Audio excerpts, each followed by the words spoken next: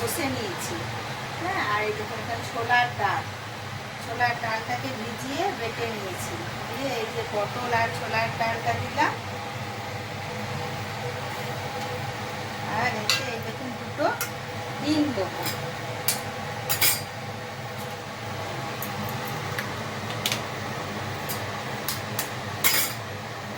দুটো ডিম দিলাম, আর খানিকটা এই যে এতে আমার আদা আর রসুন আর টমেটো বাটা আছে, সেটার মশলাটা দিলাম।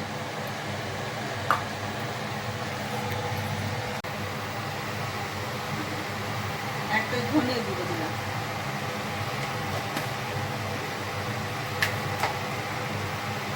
জিরে গুঁড়ো। এবার এতে আন্দাজ মতো নুন।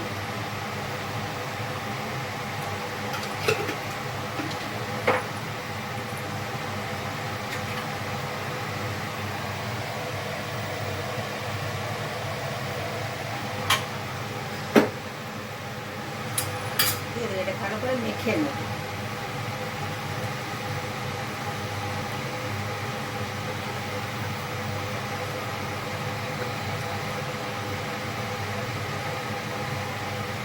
আর দেখুন এই যে দেখুন মাখলাম, এই দেখুন ভালো করে মেখে নিলাম। ছোলার ডাল, পটল কষা আর ডিম দিয়ে ভালো করে মেখে নিয়েছি। এই যে কড়াইয়ে তেল গরম হচ্ছে,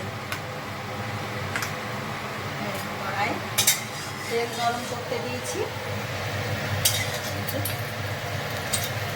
তেলটা গরম হয়ে গেছে, এটাকে বড়ার মতো করে দিয়ে ভেজে নেব।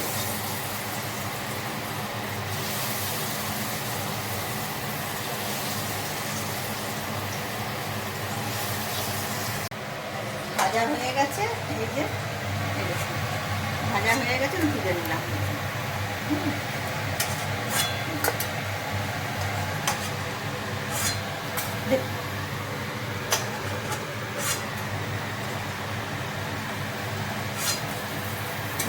দেখুন ভাজাগুলো আরও যে কটা আছে একটু ভেজে নেবো, একটু ছবিটা দিতে আপনাদেরকে দেখাবো। বড়াগুলো ভাজা হয়ে গেছে, বুঝছেন? বড়াগুলো ভেজে নিয়েছি। এবার এই যে কড়াইয়ে তেল দিয়েছি। এবার এই দেখুন এতে পেঁয়াজ, একটু পেঁয়াজ ভাজবো, মশলাটা বানাবো।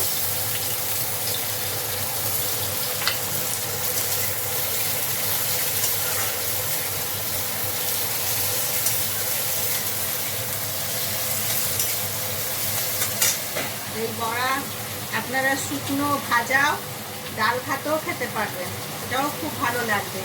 আবার করবো গ্রেভি করবো, সেটাও দেখবেন খেতে খুব সুন্দর। কোথায় খাবারের আগে মাছ মাংস সরে যাবে, এটা দিয়ে এত সুন্দর ভাত খাওয়া হবে।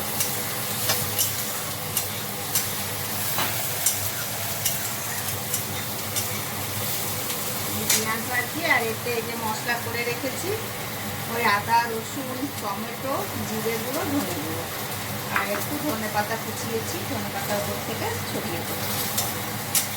নামাবার সময় একটু গরম মশলা করে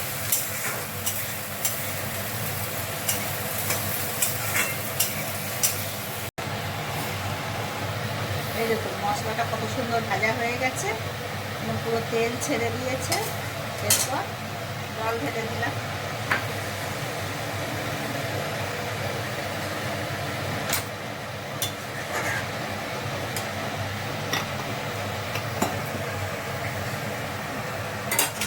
একটু ধনে পাতা কুচি দিয়ে দিই, একটু ফুটলে পরে বড়াগুলো দিয়ে দেবো। এরকম ফুটছে, এতে অল্প একটু সামান্য চিনি দিয়ে দিলাম, স্বাদটা একটুখানি আসবে।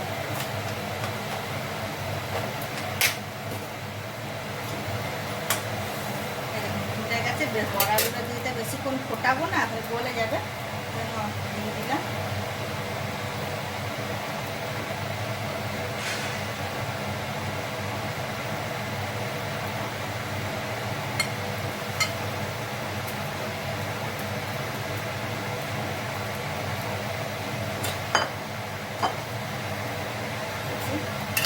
গরম মশলা বাটা,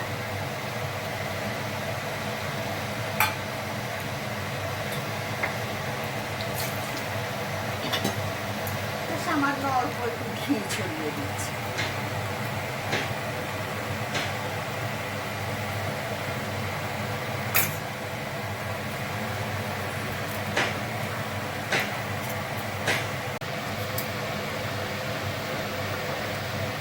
এই দেখুন হয়ে গেছে।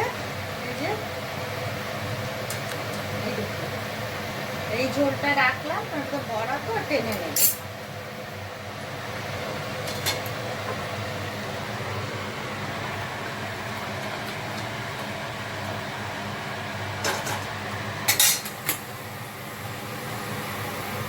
এটা খাবেন, মাছ মাংস কারোর লাগবে না, এটা খুব সুন্দর খেতে লাগবে। খেতে এবার বলুন দেখে দেখতে কেমন লাগছে, খেয়ে বলবে আর আমাকে জানাবেন কমেন্ট করে। ভালো লাগলে পাশে থাকবে, কমেন্ট করবেন, সাবস্ক্রাইব করবেন। আর সবাই সুস্থ থাকুন, ভালো থাকুন, নমস্কার।